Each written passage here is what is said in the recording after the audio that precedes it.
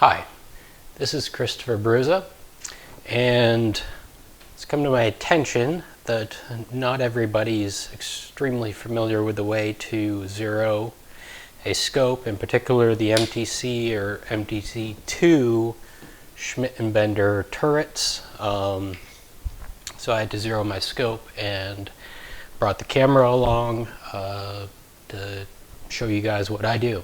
So when you get to the range, you have to have a plan. You want to make sure you get in a good position, preferably prone. You don't want to be on concrete. Concrete will make your rifle bounce, and generally you aren't shooting off concrete unless everything you shoot's off concrete, then zero on concrete, but most of us don't only shoot like that. So you want a slightly soft surface.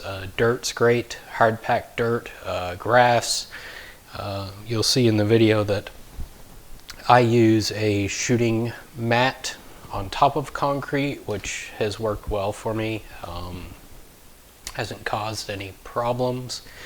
You definitely want to be in the prone position, not off a wooden table or in a sitting position, again, unless that's how you always shoot.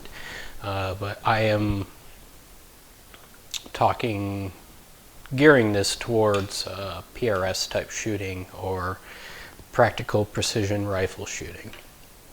So you want to be in the prone, and this is where the fundamentals count, the fundamentals of shooting. You want to get in a position it's natural. You want your ankles touching the ground. You want good breath control.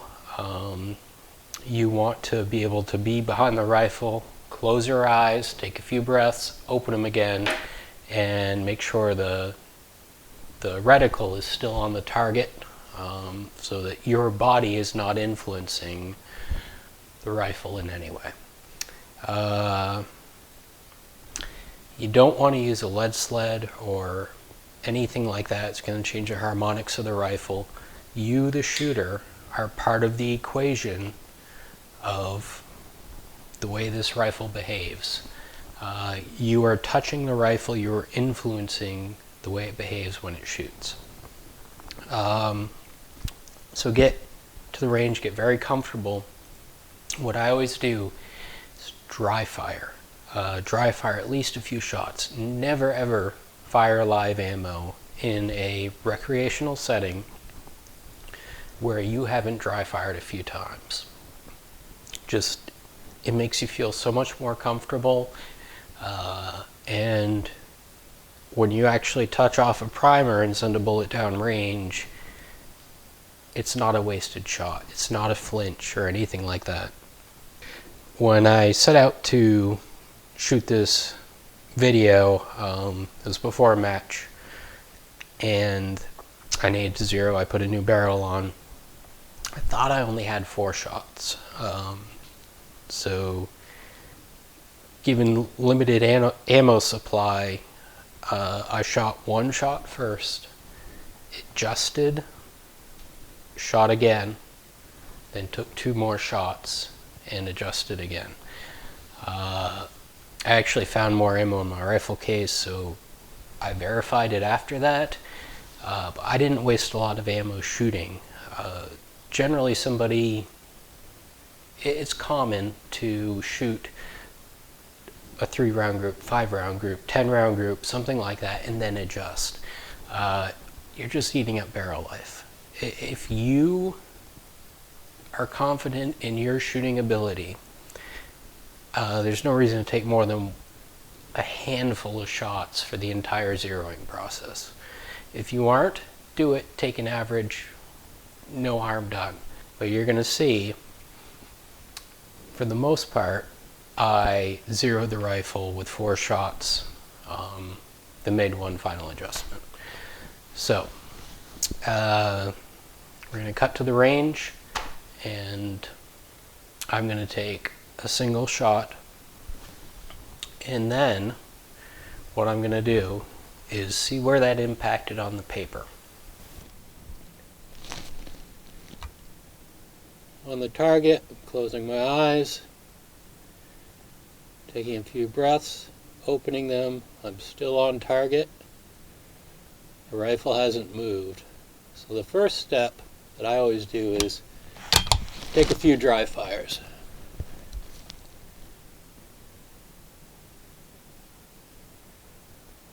Breath in, breath out. And at the natural respiratory pause, squeeze that trigger. Make sure that crosshair doesn't move when you squeeze the trigger. Before you start shooting live ammo, I always dry fire. Bam. Okay. Let's take our first shot. See where it is. This is a used target. I was actually out of new target boards, so I kind of put red dots on the holes that were already there.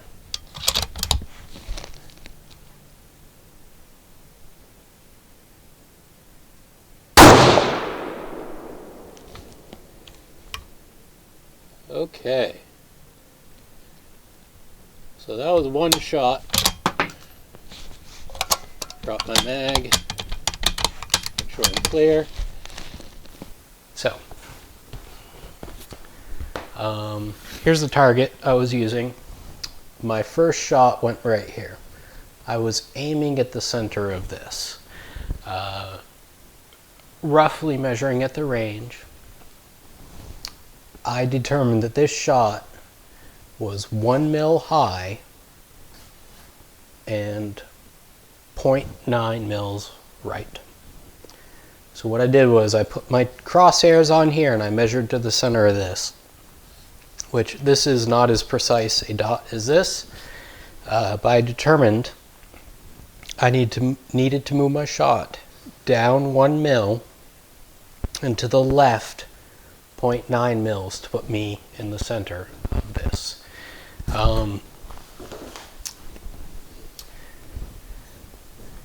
Now most rifle scopes have 0 stops, particularly this MTC1 knob. The process is the same for the MTC2. It goes 0.3 mils below 0. I needed to adjust this so I could move it down 1 mil. Now the MTC knobs have got 3 holes that secure the turret to the scope housing, and there's only 2 of those knobs that you are supposed to touch. If you undo the third, you can pull the entire knob off and parts will fall out, and it's very likely that you will not reassemble it in the same way.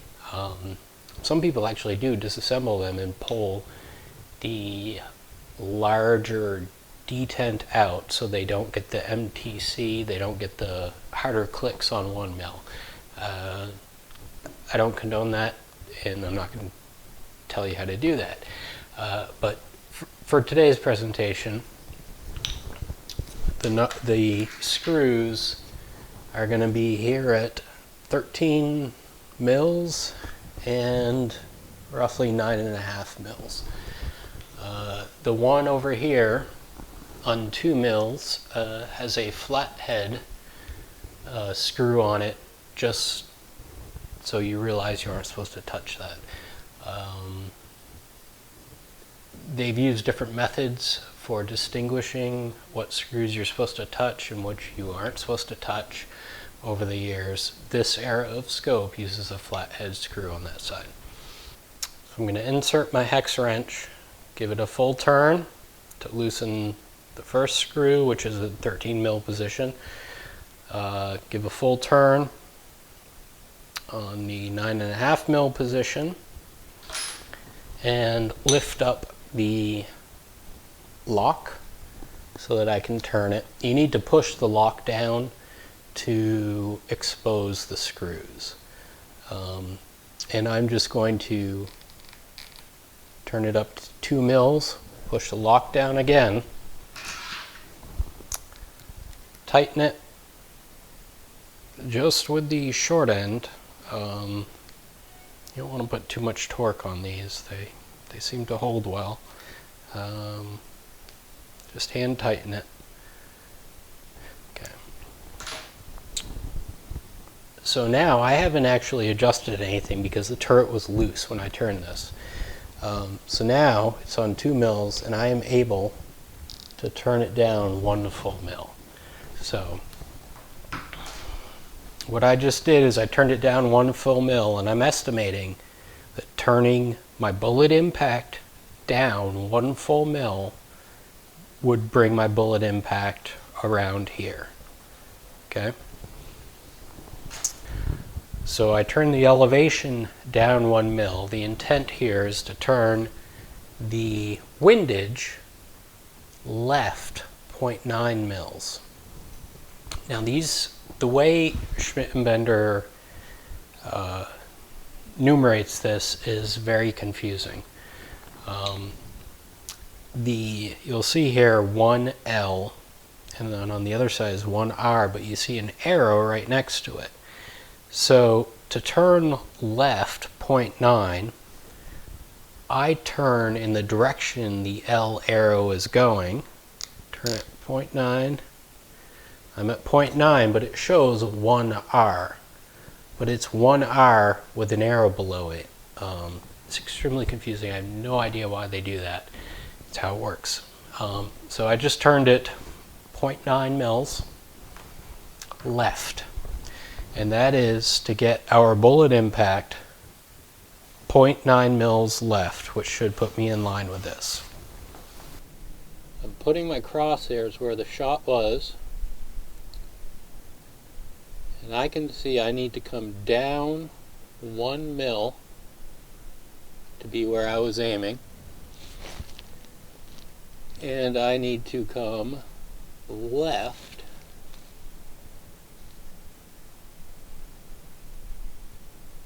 0.9 mils. So I'm going to adjust my left 0.9. And on the Schmidt and Bender, it's somewhat confusing.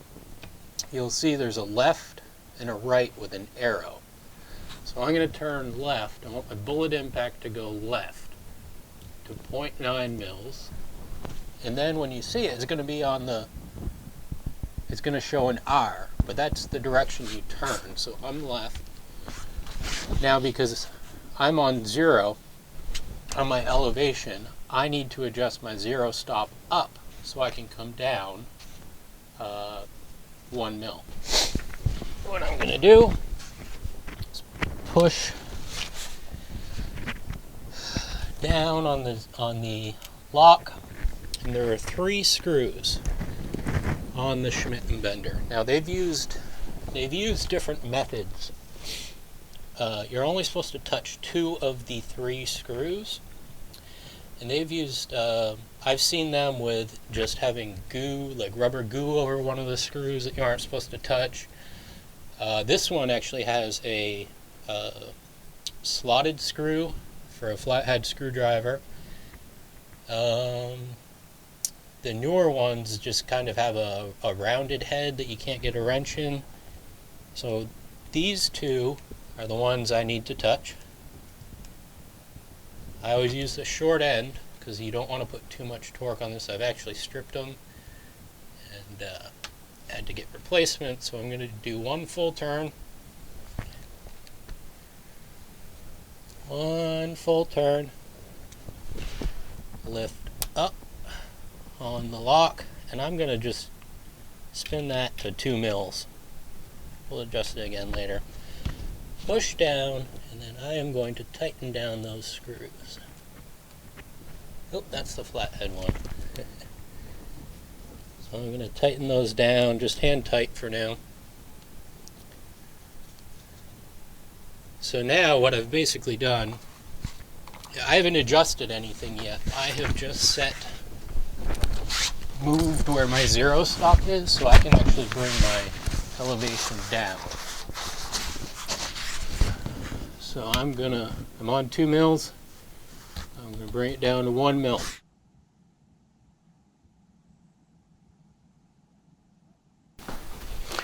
So what we're doing here is we are using the reticle to measure how much we need to adjust. I guess the old school way would be you go out and you look at it and say, oh, I guess that's about 4 inches to the right and 4 inches high, or whatever.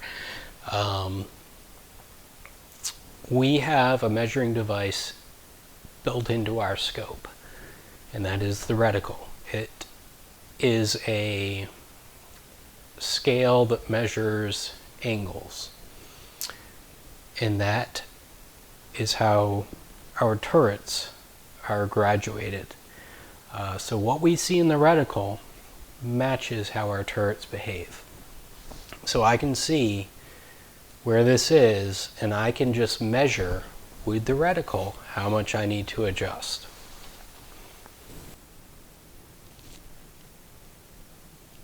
Verify that those measurements are good again on the target. I'm going to dry fire again. Checking my bubble level.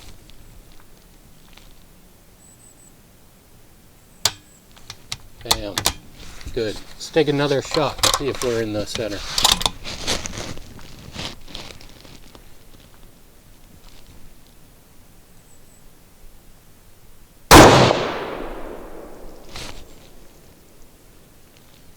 Okay, that's pretty good. My elevation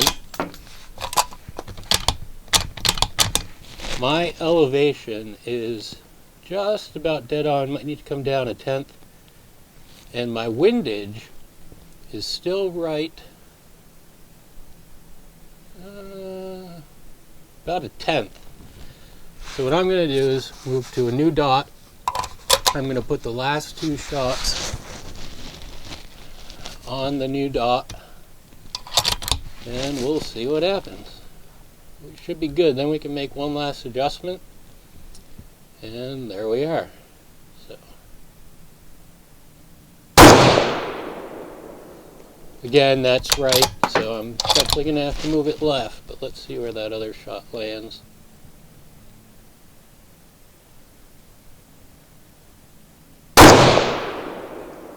Okay, so those 2 are about a bullet diameter apart. Elevation is good. It actually looks like I need to come left 2 mils to be on center. 1, 2. I'm going to go 1 extra. I'm going to lock my elevation, lock my windage, just so they don't move. And I mean, that's going to be zeroed. I did 1 extra click because I always want to bias my 0 left because I have a right-hand twist barrel. I don't want to have like a 2 mils left or something, but just slightly on the left edge, because once you get past a couple hundred yards, that's going to disappear due to spin drift.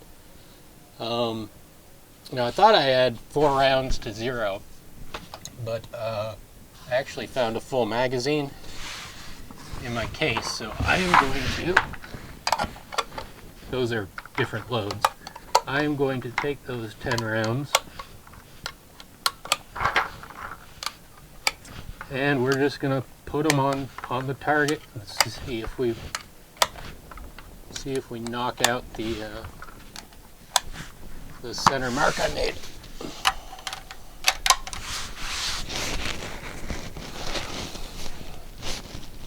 So we should be dead on right now. I know I've got 2 hits to the right.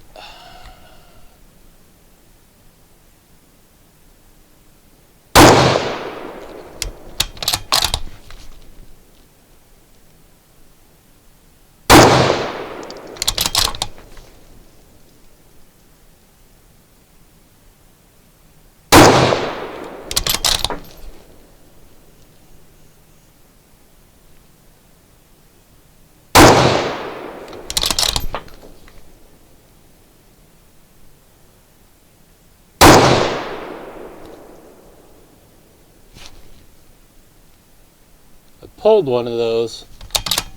So let's see where the rest of those go.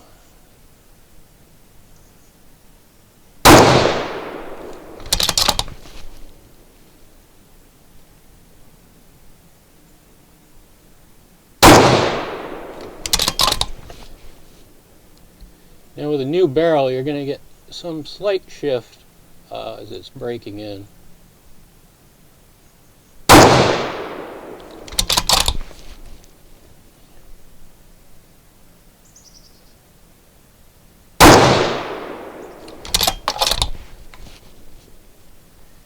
Counting right, this will be my last shot.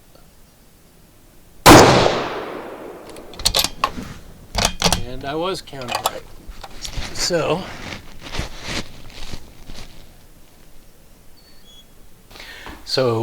we made those adjustments, took our second shot, and it impacted right here. Shot 2 impacted right there. So a few things are going on. We measured the adjustment. Maybe I wasn't quite on. This is a new barrel. Taking the first few shots, I didn't have a ton of ammo to run through it first. So partially what we're going to be seeing is this barrel breaking in, settling in, and getting fouled, and eventually, not within a handful of shots, but eventually reaching equilibrium and behaving more consistently. So we're slightly chasing our tail here, but it's not enough to change anything. I verified it before shooting a match with the actual ammo I was shooting for the match. I ended up making a 1/10 of a mil adjustment later, days following the range video. So we adjusted. There was our second bullet impact. I made a judgment call,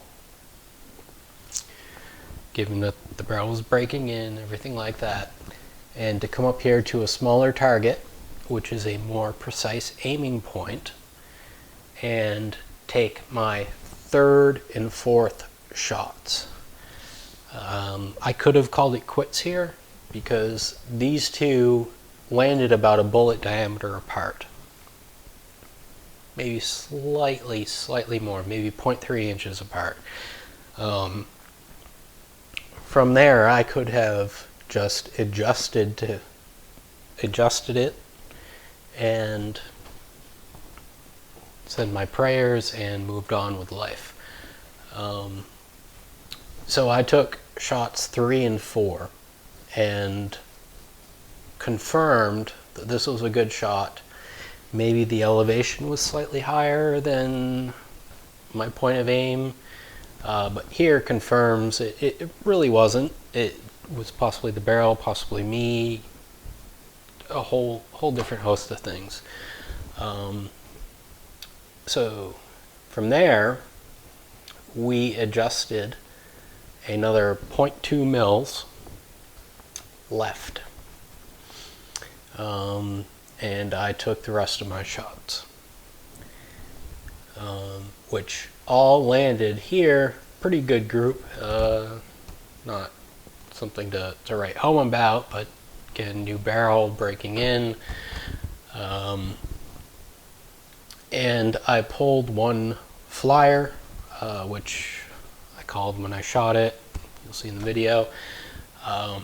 So I'm not taking this shot into account. It felt bad when I took it, and I immediately knew once the trigger broke without even looking at the target, that was a bad shot. So confirmed all these hits. It's pretty good. When I got home, I actually took another 1/10 left and a 1/10 down to put my point of impact right around the 7 o'clock mark. The reason I do that, and it's somewhat controversial, I've run into some people who do something similar. Most people do not. I have a right hand twist barrel, which my bullet precession will be slightly up and to the right. As that bullet goes down range, the spinning of the bullet is going to pull it up and to the right. So when I zero, I want to aim at the center and have all of my impacts on the bottom left corner. Nothing drastic. Within a tenth or so. I'm not going to go 2/10 left, 3/10 left. That's not correct. I want the rifle zeroed. But I'm going to bias it within the adjustments of my turrets, which is 1/10 of a mil. I'm going to bias it within 1/10 of a mil, left and down. And that's when I hit a few hundred yards, which it's very, very rare we shoot inside of 500 yards. The spin drift is going to negate that. And if I miss the target, which you miss a lot, and the whole part of this game is spotting your misses and correcting quicker than the other people spot their misses and correct. I want my shots to hit low. It's much easier to spot a miss that hits low in the dirt in front of the target than soars past the target and hits 40, 50 yards behind it, or a lot of times they don't have berms, it's just a target out in the field. You can't tell if you're left, right, high, low, you just know you missed the target. So I always bias my zero left and low. Don't subscribe to that, do it, totally up to you. But that's what I do. So after that video, I did a 1/10 left, 1/10 low, and called it good. So when you finally make all of your adjustments, you need to zero your turrets. Some people call it slipping the scales.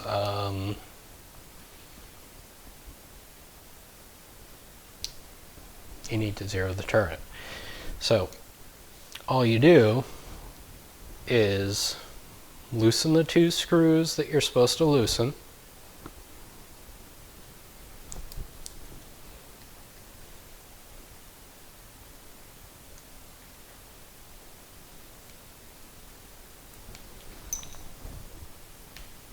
Turn the turret to 0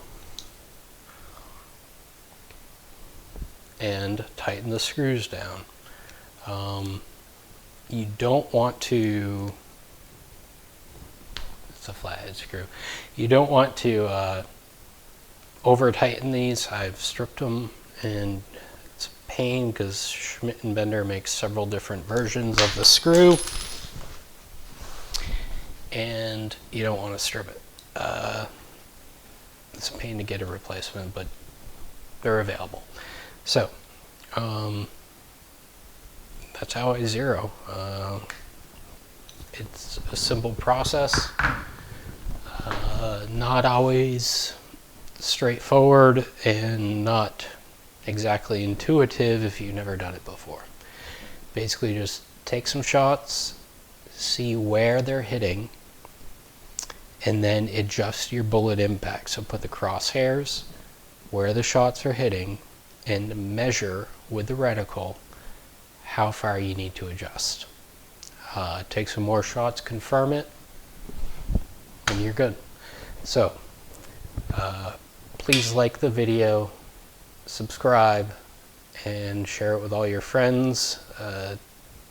It helps immensely. I appreciate you watching. So, thank you. Enjoy.